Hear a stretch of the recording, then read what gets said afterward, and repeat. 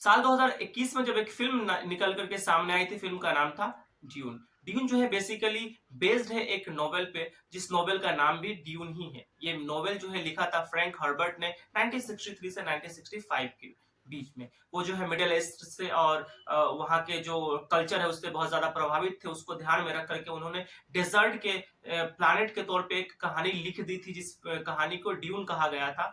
बात अगर हम इस फ़िल्म की करते हैं तो ये फ़िल्म जो है कहानी डिस्कस करती है पॉल एट्रेडिस की, जो एट्रेडिस वंश का राजकुमार है। उनके पिता को एक अलग प्लैनेट जिसका नाम है अराकिस, वहां पे चल रहे कार्यभार को संभालने के लिए वहां के राजा जो है वो नियुक्त करते हैं। जब वो वहां जाते हैं तो उस प्लैनेट पे 3 अलग-अलग वंश जो है रह रहे हैं। पहले वंश की अगर हम बात करते हैं तो पहला वंश जो है वो फ्रेवन वंश है, जो वहां के डेजर्ट में रहते हैं, जो डेजर्ट को सबसे बेहतर तरीके से जानते हैं। दूसरे लोग जो वहां पे शासन कर रहे हैं वो लोग, अगर उनकी बात करें तो वो हरकोनिन है, जो वहाँ पे वहाँ के मिलने वाले खनिजों को क्या करते हैं, जमा करते हैं और वो बेचते हैं। और तीसरी जो वंश है जिन्हें बाहर से बुलाया गया, जिन्हें राजा ने बुलाया, जो अपने पॉल एट्reides, जो एट्reides वंश के जो लोग हैं उन्हें बाहर से बुलाया गया है, ताकि वो उन चीज़ों को कंट्रोल कर सके। लेकिन ये बात जो है हरकोनिन को पसंद नहीं आती और वो एट्reides के साथ फाइट करते हैं, जिसमें एट्reides के सभी वंशों को वो क्या करते हैं, समाप्त कर देते हैं, सभी लोगों को वो मार देते हैं। लेकिन किसी तरीके से पॉल एट्reides, जो एट्reides वंश का राजकुमार है, वो बच जाता है और उनकी मम्मा जो है वो बच जाती है।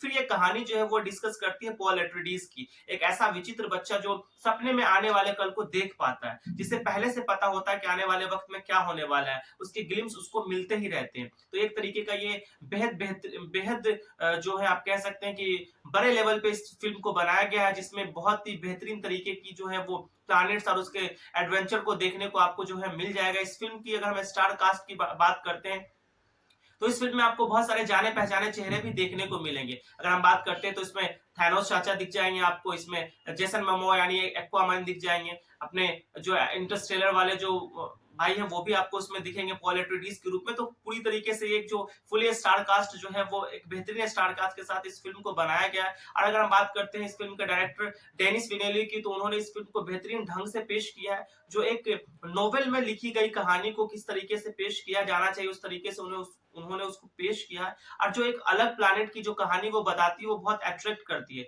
इसके अलावा इस कहानी के अंदर ना बहुत ज्यादा मतलब ट्विस्ट एंड टर्न्स भी देखने को मिलते हैं, जिसमें समय समय पे अलग अलग कैरेक्टर्स जो है वो इंट्रोड्यूस किए जाते हैं, जिसमें एक बेहतरीन कैरेक्टर जो है जेंडिया के रूप में भी जो है शुरू से हमें देखने को मिलता है। लेकिन उस कैरेक्टर से जो इंट्रोडक्शन जो होता है वो थोड़े समय के बाद इंट्रोडक्शन होता है।